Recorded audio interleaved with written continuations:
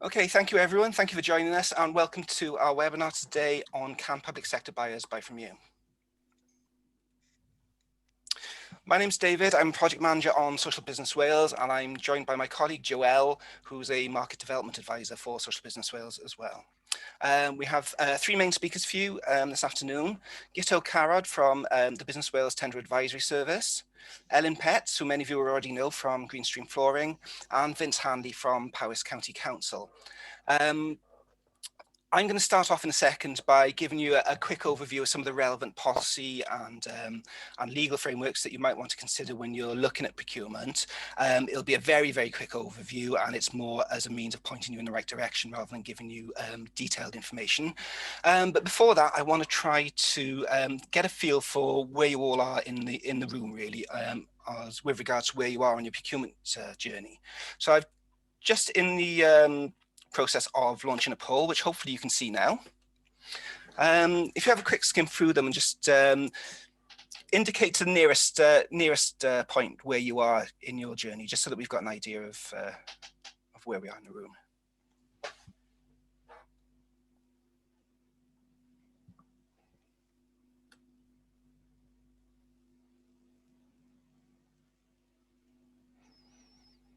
Okay, a couple more to come.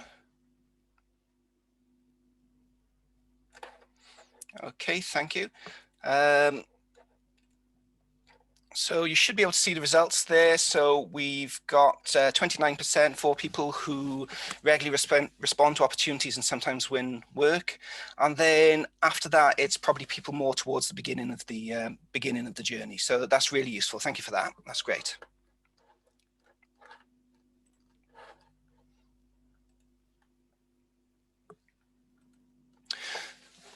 So when I first started promoting this event, one of the questions that I asked in some of our social media is this now the time for social businesses in Wales to relook at access and procurement? And unsurprisingly, my feeling is that yes, the time is definitely right for that. There's a number of reasons for that. There's things like current Welsh Government policy, there's the work around the foundational economy and community wealth building, the Wellbeing of Future Generations Act and the Social Services and Wellbeing Act, and also some of the external factors that are affecting us all at the moment, the pandemic, the current climate emergency, and also some of the issues around Brexit as well. So I'm just going to go through a little bit of these now. The first of these is the Welsh Government Economic Action Plan, Prosperity for All. This was released a couple of years ago, but it's measured on an annual basis. And the things to point out here are the priority areas around the key theme of being prosperous and secure. So early years, housing, social care, mental health, skills and employability. These are all areas that social businesses work in and all potential opportunity areas. One or two of the objectives that came out of this were the need to maximise the value of Welsh public service procurement to Wales, and the intention to build capacity and innovation within our homegrown businesses to enable more work to be procured from businesses in Wales. I'm sure you've all seen this pie diagram, the Wellbeing of Future Generations Act. This act it's quite a unique piece of legislation, unique to Wales at the moment. It created public service boards, which is a delivery mechanism which consists of a local authority, a local health board, other public sector deliverers, fire and rescue, natural resources, etc. There are 19 of these at the moment, and they all have to put together wellbeing objectives and local wellbeing plans. And if you go to the Future Generations Commission website, you can find your local plan directly from that. One of the interesting things that we did with this 2 years ago now, when we did our mapping research, was we measured each of the social businesses that we surveyed. We measured their social aims, and we asked our research agency to then map those social aims against the wellbeing goals. And what we found, unsurprisingly, was that actually social businesses' social aims completely reflect the goals of the Wellbeing of Future Generations Act. So we found that 90% of the respondents actually could deliver against a prosperous Wales. And again, 70% against resilient and healthier Wales, 65% against equal and a Wales of cohesive communities. And even where there was a smaller amount, it was still quite sizable. So I think it's worth bearing that in mind when you consider your outputs and when you consider how you present yourself as a social business, to try to tie your social aims into the goals of the Act.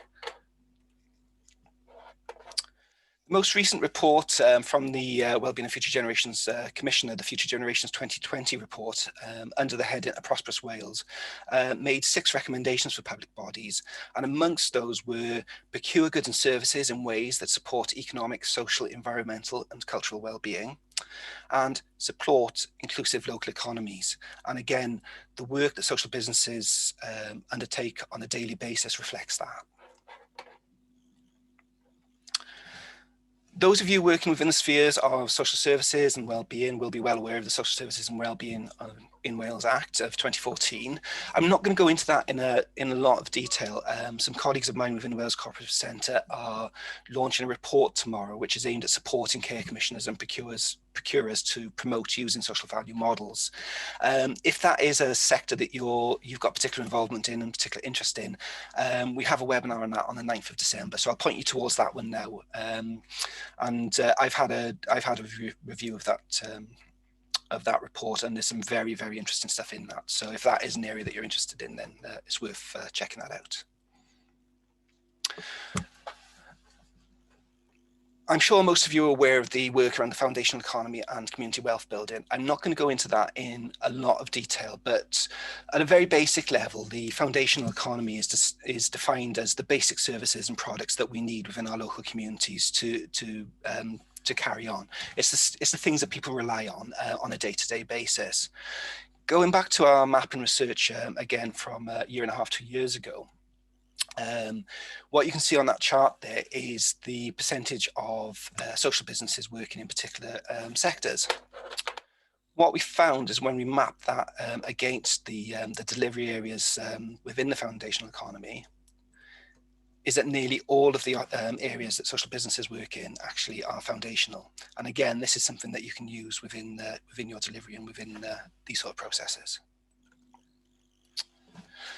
My last slide on this is around external factors that are affecting all of us at the moment.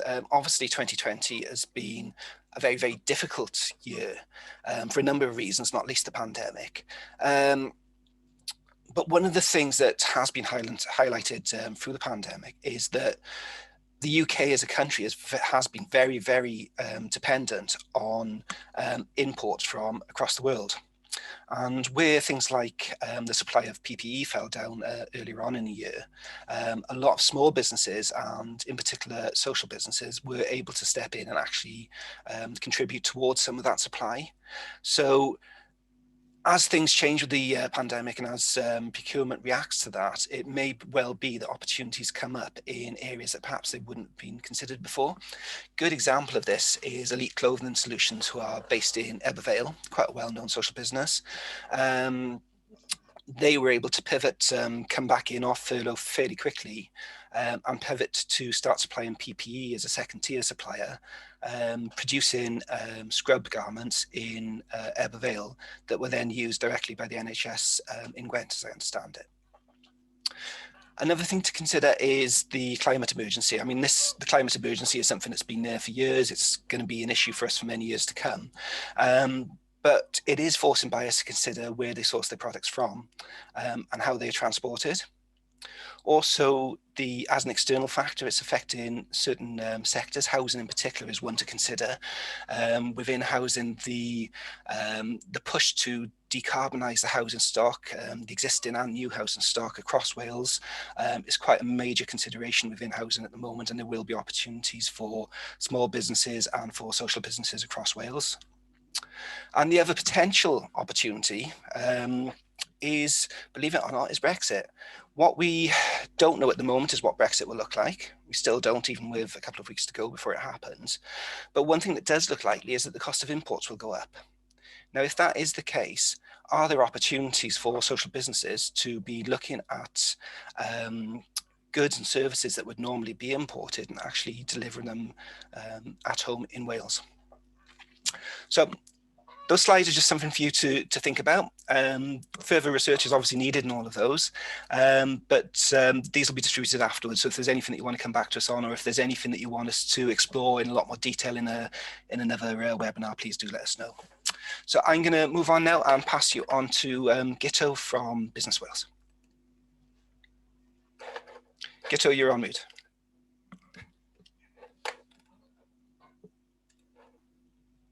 Good afternoon, everybody. My name is Gito Carrad, and I'm a tendering advisor with the Business Wales service, covering the Mid Wales, West Wales and North Wales regions.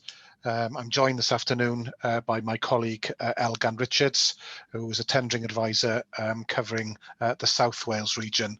So I just want to cover a few pointers this afternoon of what we cover, what we provide organisations with, to give you a better idea, really, of the support we're able to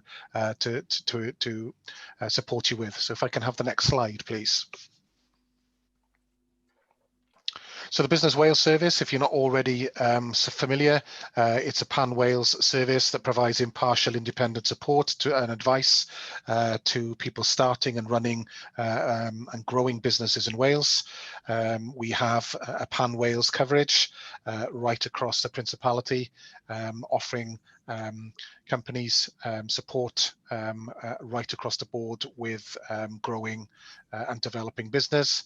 An experienced team of advisors, general business advisors, advisors like myself and Elgan who have specialisms, got people with HR support, equalities and diversity support, and so forth, and sustainability. So there's a good range of support in today's context to work with organisations like yourselves to get you tender ready. We run now a suite of webinars, taking you right through the journey of understanding the procurement process, what buyers require of you, and the support that we are able to provide you with to improve your skills and knowledge, and to get you ready to be able to submit quality bids for public sector work. So if I can have the next slide, please. So as I mentioned, we've got specialisms. So if I go on through to the next slide. So here, in today's context, the tendering service, information and guidance on how to get tender ready. So we work with organisations to get you tender ready. And we also have work closely with buying organisations, local authorities and so forth, to make sure we understand what their requirements are, and to be able to provide you as potential suppliers with information about standards, accreditations, and how to present quality submissions. So we are very much involved now in the procurement process, involved at early engagement level when contracts come out with the public sector. So we're involved in presenting our service at that stage of the process. And then over the last few years, very effectively, we've been running live tender workshops. So once the opportunity goes live with the buyer, we will host a workshop that'll take you through each element of the response process, so you fully understand and can ask questions to make sure you understand the process fully before submitting your tenders. And then when it comes to sort of standards and accreditations that buyers require these days, then we're making sure that we are engaging with public and private sector partners and signposting wherever needed for you to get that experience or that specialism to make sure that you are tender ready. So if I can have the next slide. Nowadays, I'm sure you're fully aware of the online portals that you have to engage with. Both Elgan and myself heavily promote the use of the Celta Wales profile website, making sure that you as potential suppliers are registered correctly on these portals, categorizing your organisations' services and so on correctly, to make sure that the filtering and matching service on Salt Wales operates for your benefit, and then helping organisations to use the range of information available on Salt Wales to identify suppliers maybe to collaborate with, to looking at the contracts that have been awarded to see if there are any subcontracting opportunities. So making sure you're fully using the Salt Wales platform as a tool within your organisation to furnish you with that information that you need. Salt Wales being the shop window to the public sector, and also then looking at Proactis, other portals then, whichever the portal that the local authority or that buying organisation is using, to make sure you're fully aware of how those platforms work and how to respond effectively. So if I can have the next slide, please. So as I mentioned, Salt Wales, and the next slide. So just making sure, you're registering on the procurement platforms correctly and utilising the information correctly, getting your organisation sort of tender ready, I think is the term that Elgan and myself used regularly. So from policies, procedures and standards and accreditations. So making sure that you understand what the requirements of the buyer are, and that you can respond accordingly, and understanding the tendering process and how to submit sort of quality bids. So over the last couple of months, Elgan and myself have been running webinars on how to tender, and I'm running a series of modules now, broken down into 3 modules, one being all about Salt Wales, how to register, how to understand how to use the portal and various other online platforms correctly. Module 2 is all about the process, understanding how to respond to PQQs, to ITT responses, understanding what the buyer requirements are, how to understand which accreditations and standards that you need to have as an organisation. And then the third module that we run is more advanced bidding and value added.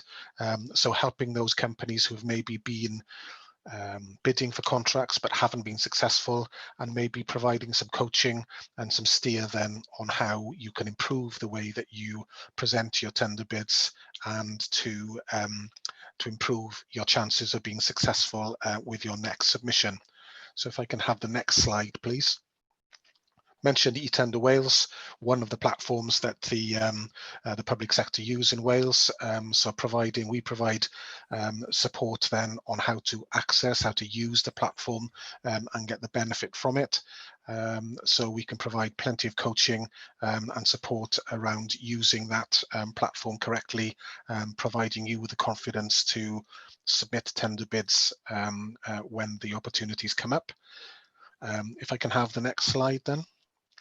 Just a screen grab really of the eTender Wales portal. So as part of the webinars, as I mentioned, we cover off how to access, how to use, how to answer the standard procurement questions that are asked as well, and to provide the policies, the procedures to be able to evidence your response as well correctly. On the next slide, please.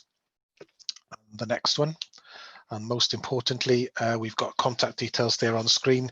As I mentioned at the beginning, I cover the Mid, West and North Wales regions, and those are my contact details on screen, and Elgan then covers the South Wales region, and those are Elgan's contact details.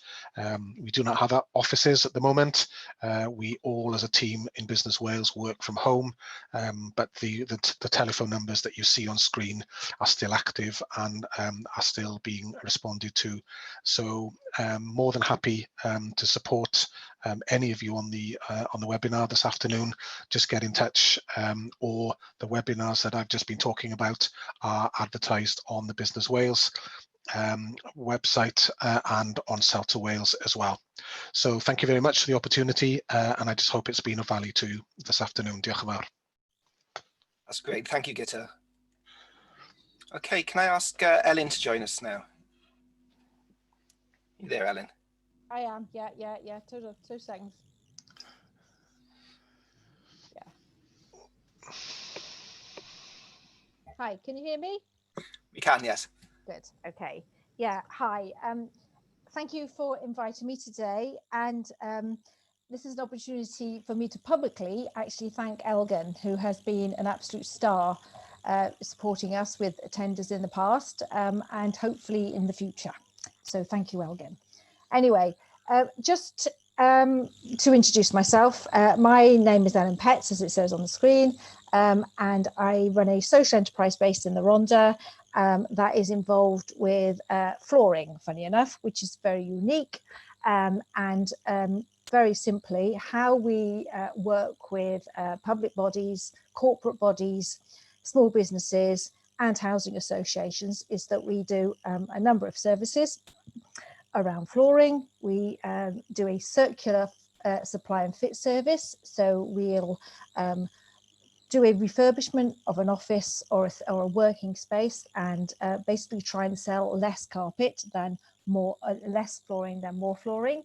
So we're very much based, our very ethos, our very core is about reuse and circularity and lowering environmental impact. So that's one way we engage with local authorities and public bodies, etc.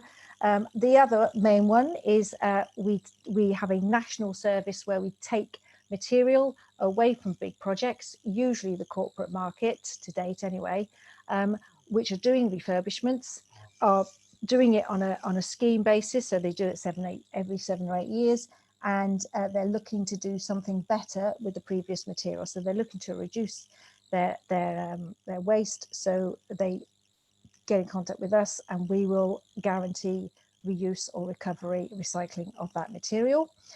And the third one is we work with housing associations around providing tenants with low-cost flooring. It tends to be the reuse, is sometimes new, but it's all about trying to reach out to the people who are most affected by poverty and try and support them with some carpets, which they otherwise wouldn't afford. Anyway, my experience, or our experience of working with the public sector and through procurement is good and bad, to be honest with you. It's been challenging, but we do, and I am pleased to say, we do have some good connections with local authorities that we have worked with over a number of years. And it's really, in my experience, about building relationships with the right head of service who understands what you can offer.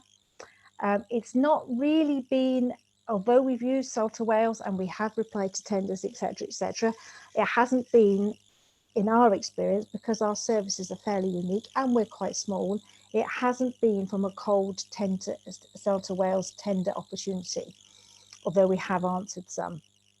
It's mainly been because we've built up a relationship with an individual or a group of people within a local authority or a housing association who have understood what we supply and has looked then to tender it and has used the procurement services as their means to do that, because the procurement alone, in my view, is just the paperwork element. It's no excuse why not to use SMEs, and it can be used to do that, but it is just the paperwork. It doesn't drive the buying.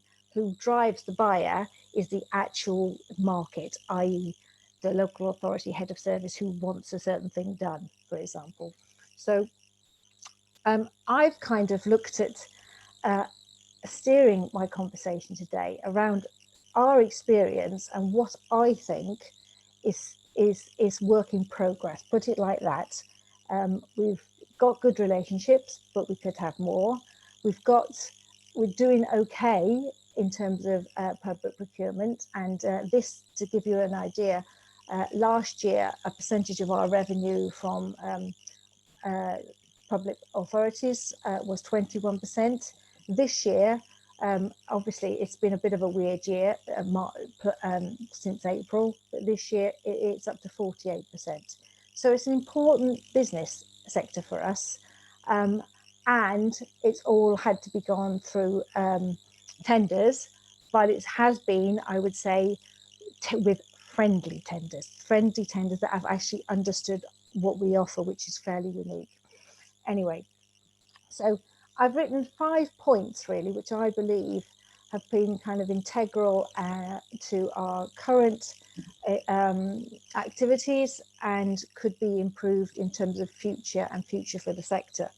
From my point of view, or from our point of view, in order to build up our capacity, and that there is a lot of, quite rightly, a lot of debate around the capacity of the social enterprise sector.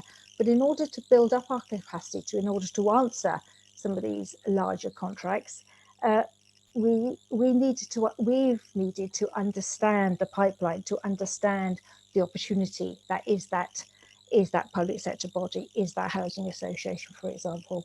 So openness around pipeline, I think, is key.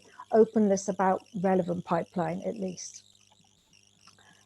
Also, in terms of, because we offer flooring and it tends to go as part and parcel of a larger contract, it's breaking down the small works tenders and the tenders that have the potential to offer smaller operations a slice of the pizza as such, because it's very difficult engaging with the first tier, and I'll go on to that. And there's a reason that we haven't gone down that route to date. But even if the lot is broken down, and I had a perfect example of this year, there was a great opportunity with one of the health boards for some a small works tender, which they did break down, and did separate out a lot for flooring only, which we would have been very interested in because we are already working with NHS Central Services. But unfortunately, the tender, the way it was written, was only written relevant for the larger contractor, the contractor that could do everything. And in a small lot contract, you can have up to 40 categories. So a tender written for a main contractor who's going to operate 40 different supplies is not the same, very different from a tender that is only relevant to one of those lotties as such. So opening up the smaller works and understanding the different requirements of those smaller works is really something that really does need working on, in my experience. I noticed that the previous speaker spoke about procurement and accreditations and in relation to accreditations and capacity. We're fairly successful with local authorities, etc., to a degree here anyway in South Wales. However, when we started to talk, SUSCAP is a prime example. We wanted to engage with SUSCAP, and I was very positive about the opportunities, and the Cardiff County Council, who are leading on that, were very keen to engage social enterprises in the supply chain in that. However, when it came down to it, in order to engage, we needed something. We needed a level of construction line accreditation, gold level, that would have cost us physically about £1,700, but also would have taken a lot of time and effort for us to reach. Now, in order to make it worth us reaching construction line gold, we've already got construction line silver. We need, again, to understand that it's going to be worth our while investing that time and money into that level of a construction line accreditation, or into any level of construction line. So from our point of view, we had to take a call. Well, is it worth it? Can you definitely guarantee that that pipeline that is there for us in order for us to get to that level? And that's still a debate that we're not entirely sure about. And what we need to do is to work with maybe one main contractor who can support us in achieving that level of accreditation, and then handhold us into smaller opportunities within their schemes. Because there is a chasm, in my experience, between you know, large contracts like that go out to first tier contractors, and you know, rightly so, they've got the capacity, etc., behind them. And small micro businesses like ourselves, you know, at the end of the day, we are small, that, you know, and getting their levels to align and get their synergy there, and getting our capacity and strength up to a level which reaches that demand from a first tier, there's still a way to go. There really is still a way to go in my experience. So going on from that third point, which is around the accreditation side and reaching and capacity and all the rest of it, the fourth point I'd like to articulate is the support and training skills. Now, training, again, hats up to Elgin. It's been fantastic in terms of supporting us with tenders, etc. But there is still, it's a kind of a mutual thing, really. What we need, there's a real will, I think, and you know, I get this with the context of the Wellbeing Act. There is really good will from public bodies and larger organisations to try and work with social enterprise, and they find it really frustrating. And on the other side, social enterprises find it really frustrating. They're also, you know, because there's this chasm in the middle. So what I think we need, and I was discussing this with another event with the Bevan Foundation a couple of weeks ago, and Unlimited, is there needs to be kind of dedicated resource from either ends, the advocates, if you will, from each end of the story, whether that's through the WLGA or through or similar bodies that sort of have this will and can kind of slowly work through those barriers, because there is a number of different, like I've just said, I've just highlighted a couple of the barriers. If there's some advocates that can work with some heads of department, that can work with procurement to kind of work out why, you know, that it's not able to engage with the foundational economy, the social economy, etc. So not able to use local or localize it, then that's that would be a really great start. So this whole area of support and training and advocacy within those, with both ends, you know, the social enterprise who want to, and the local authorities or public bodies that want to, getting together and working through some opportunities and working out the barriers to some opportunities, I think would be a really positive step. So yes, and then there's from our perspective, obviously we offer supply and fit services, new carpet or reused carpet. We try and put in as much reuse as possible, and we've got some great examples of saving local authorities some really decent money, because when they've even used their own material from building to building, been excellent here in RCT, for example. But what I would say is that what they also need to do in order to work with social enterprises, if they only want to work with sort of preferred suppliers, etc., is get their is try and open up their supply chain to facilitate relationships with local social enterprises. So, I mean, again, in our sphere, a lot of the contracts tend to go to construction companies, you know, for very good reasons, because it's design and build, etc. But those design and build companies are not going to particularly look to find a local social enterprise. That isn't, that they don't have to. The opportunity, they don't have to advertise the opportunity. The opportunity might have to be advertised initially, but it doesn't have to, therefore, through the supply chain level, go out on Sell to Wales, which I've never quite understood. But anyway, so if the local authorities were to, when they're looking to procure to some degree on non-relevant contracts, if they could possibly look at facilitating relationships with additional suppliers, i.e. social enterprises or foundational economy SMEs in Wales, that would make a massive difference as well, because I've had a number of experiences over the last few years where, you know, a local authority have come to us wanting us to provide a service through what's called a design and build project. You know, really positive, show me around, we've done the measuring, yes, it's going to be yours, etc. And the contractor has got no relationship with us whatsoever. when they've gone to do the main works and have chosen to use whoever they always use without even looking for anything external. Now, you know, that's been A, incredibly disappointing, B, has not helped our forecasting and pipeline, because, you know, we were told sort of 6 months ago, no, that's definitely yours, and makes life very challenging, frankly, when you've got a planned project and it doesn't happen because the relationship hasn't been brokered with that main contractor. So I'm just giving you a bit of an insight into kind of my world, or our world at Greenstream, the goods and the bads, and there are goods, but there's a lot more work to do. So thank you very much.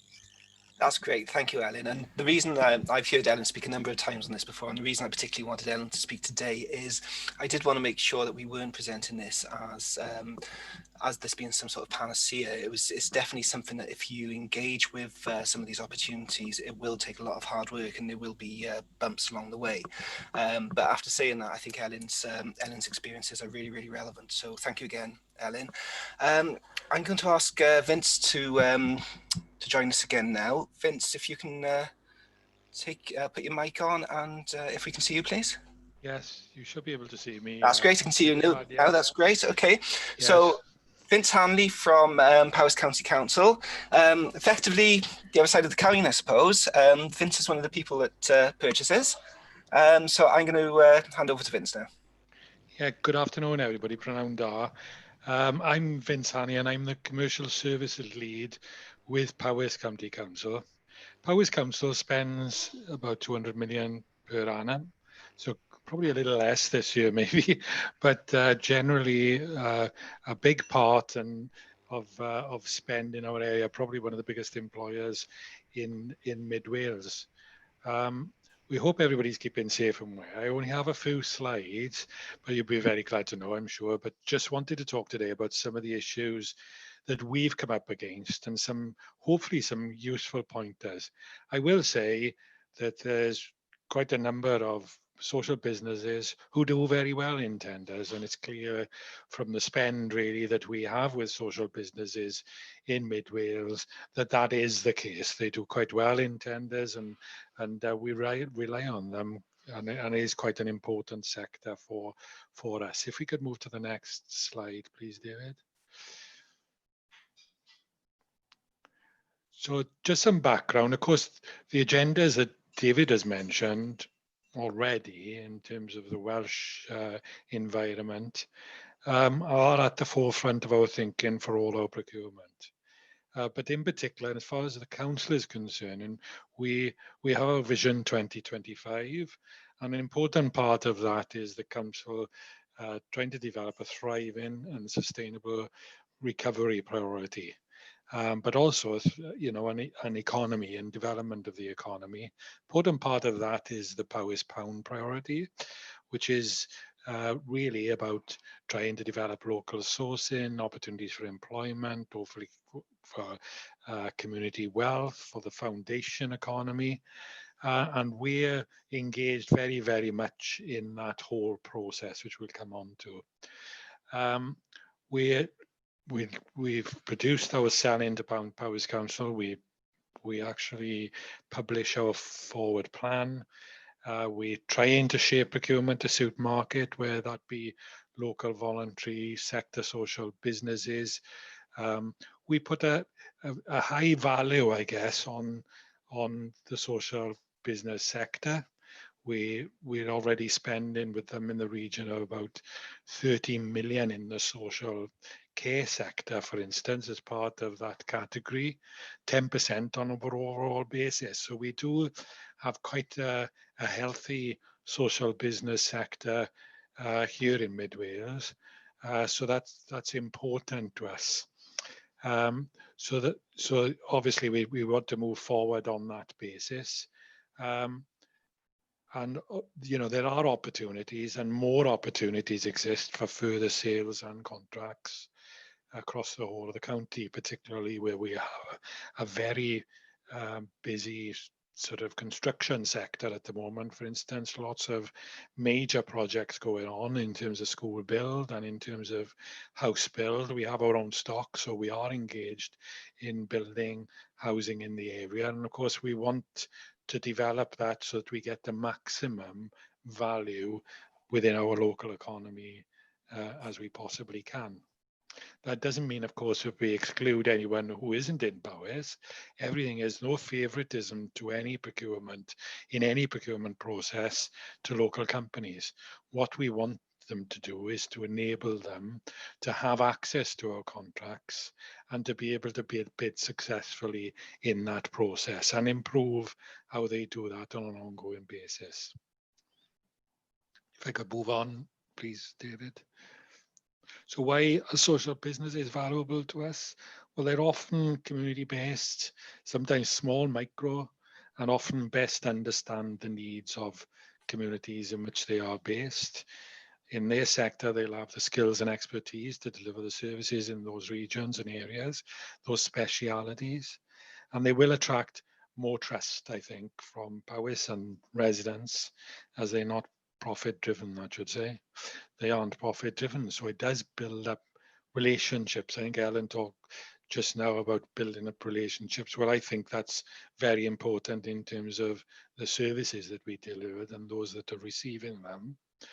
Also, often they provide better value for money. They're more flexible to changes. So when we get changes coming down from Welsh Government in legislation on or how we deliver services within Powys, they're often very helpful in trying to help us make the most of those changes and to develop and be innovative in terms of how we develop those future services as we go. So if we could move to the next one. So just some key messages now for when bidding for contracts. I've sort of given some pointers there, some of the things that we have come up with, some, not all, some of the bids that we've seen. And one of the important thing is right size bidding. So we're finding sometimes that companies are bidding for a contract which is very large and much larger than they're able to undertake. And of course, when you get rejection at the very first stage, that's sometimes a little hard to take. So what we're recommending is that you need to undertake your own financial checks so that you, and we'll give you the model, that's all within the methodology that we provide in procurement, so that you can check that, well, are we going to be able to deliver this, £1 million contract if we're only, potentially an extreme £100,000 turnover, for instance. So in those circumstances, we want to drive people to work together. And we do find some social businesses are reluctant to collaborate with each other for consortium bidding. Although there is light to the tunnel, we have got a contract for child support services out at the moment where it's evident that some companies are starting to work together, which is really encouraging from my perspective. And when we talk about signing documents and providing certificates, a declaration, it is important for us. We don't ask for gold in terms of construction line, we ask for silver. So that will give you, and I know that the charges from construction line are geared towards the size of your company. So hopefully we would expect you to have, particularly if you're in construction, we would expect you to have construction line and CHAS or SSIP, which is a health and safety accreditation as a minimum to be able to bid for tenders. I think one of the important things is that when you are bidding for a contract is to contact, our Business Wales or Wales Cooperative for support if you've particularly if never done it before, but even if you're on the beginning of that learning curve, it's sometimes helpful to get that support and some pointers on a particular bid. Social business don't always send the most recently requested financial accounts. It's important to look at balance sheets, financial statements, cannot be used for financial appraisal. And just to go back to that right size point, which Ellen raised while we were talking, actually, yes, we do a lot of work to right size contract from our side as well. So as well as companies bid in for the right size to suit them, we do a lot of work with the market to understand the size of the market in, that we're dealing with in Powys, so we can make sure that we regionalize it or package things in a sensible way that will aid service delivery. It can't always be done, and sometimes we get internal resistance to it, but in general, we do try to break contracts up to north, south, or even smaller regions. Actually, our domiciliary care is broken up into much smaller regions at the moment in order to help smaller and local companies to be able to bid. And social businesses, of course, is very important to us in that particular area. Communication. Tenderers, we've had instances where tenderers are contacting individual officers during the tenders. This can result in bid submission being disqualified. So it's important. We have to treat you all the same, and we could be working. Yeah, you may be bidding as a social business, but there may be SMEs, there may be bigger companies bidding as well. So everything has to be done on an even playing field, and we can't treat anyone differently, even in terms of disqualification for not completed certificates or not behaving during the process. I guess that's what I'm trying to say at that. You need to maximize the resources you have available to you. So the first, once we've started, we do have to treat everyone the same. So many social businesses find difficulty in the completion of tenant, but it's a vital part of the overall services. So SMEs and social business complain, well, we haven't got time to do this. But actually, it's the lifeblood of your business. Winning business is an important part, whether it's private sector or public sector. It's a vital part of your operation. And we do try to simplify it as much as we can. But unfortunately, there are, because of the level playing field requirements, we do have to ask certain questions. We've got mandatory questions we have to ask. So there are certain things we can't step down from. Though we are using tools now, such as what's called the dynamic procurement system, which is DPS to us, in order to make that process much more streamlined, where we can, where it fits the actual service that we're delivering. Allow plenty of time to bid and ask questions. Of course, we usually call a threshold on answering questions a week before. And if you're doing things last minute and you have a query, if you're on that last week, you can therefore then move forward on that basis and make sure that you get the questions in. If you're doing it on the last week and asking the question on the last week, we can't answer you, unfortunately. So I would advise downloading the documents very, very early. Understand that they have to be registered on both CELTA Wales and eTender Wales to submit a response.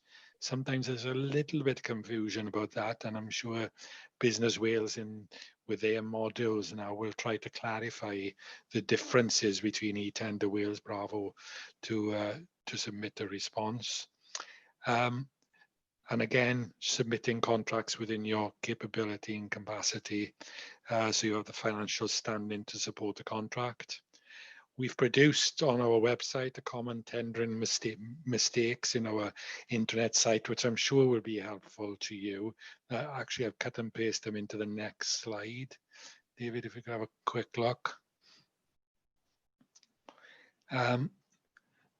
Often we get, some errors in the tendering process, wrong format, not you haven't read all the information that's been provided.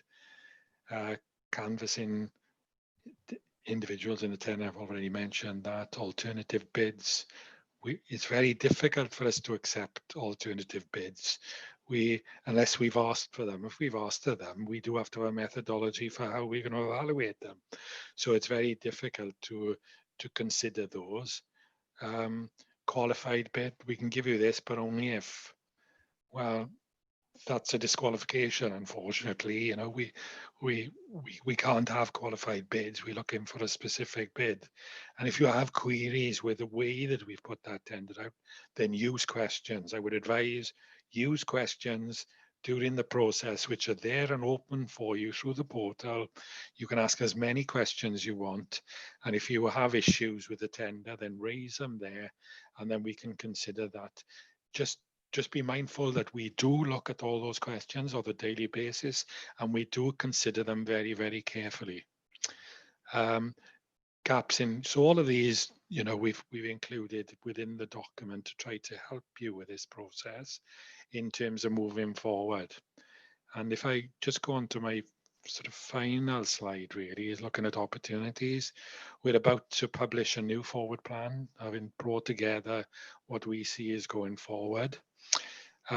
Social value portal opportunities via larger contracts as a second tier provider. I'm not sure if anybody attended the National TOMS launch last week, but Powys Council are starting to use the social value portal and the TOMS as part of the procurement process. And of course, within that, we're asking contractors to tell us, you know, what they can, number of companies they're going to employ, and local companies, employment opportunities, and quite a range of TOMs. I think there's as many as 40 or 60 different measures which feed into the well-being of future generation themes. So the themes for the TOMs is code word for themes, outcomes, and measures. So themes, you know, maybe economic theme, but certainly from the well-being of future generations. And then the outcome may be more employment in the local area, and the measures will be employment of a range of different people, as well as those that are more difficult to employ, for instance. And as Ellen has suggested, within those themes, there are specific themes which require companies to respond for use of voluntary sector, third sector, social businesses, and small to medium enterprises as part of that bid. So we are looking for opportunities for those companies to actually either work with the social business sector to improve their skills by giving them health and safety training, perhaps, or financial training, or legal or HR training, or actually award work to social businesses who may, so for instance, if we are building a school, a company can say, well, actually, I am going to work with Ellen to deliver some social business work in terms of the delivering the carpets within particular areas within the new school. So there will be opportunities, hopefully, and we're very excited about this opportunity and being able to see where that will lead us in the future. So will that, you know, it's sort of meeting quite a lot of the elements of the Wellbeing of Future Generations Act by using it. The Wellbeing of Future Generations Commissioner and many parts of the public sector, Wales Cooperative, Welsh Government, the WLGA, housing associations, etc., have all been involved in developing these TOMs, and they're being used extensively in England at the moment. We've made them, I suppose, more relevant to Wales by linking them very closely to the well-being of future generations. So that's an important thing. There'd be opportunities as consortia, so 2 to 3 or 4 businesses working together as a partnership or collaborative group through a clear lead organization. That's what we look for, really. But there are opportunities to work as consortia, even if it's a capability. For instance, one company, I'm a specialist in this area, another company, I'm a specialism in this area. We need a collaborative contract where we want those specialisms to work together. So we want companies to be coming together to be able to provide that service, seamless service. But always tell us what difficulties you are experiencing. We're always open. You know, we get a lot of criticism in procurement. We are often the bad boys, I guess. but that doesn't mean that we're not open to challenge and that we're not open to new ideas and issues you may be experiencing as part of the process. That's it from me.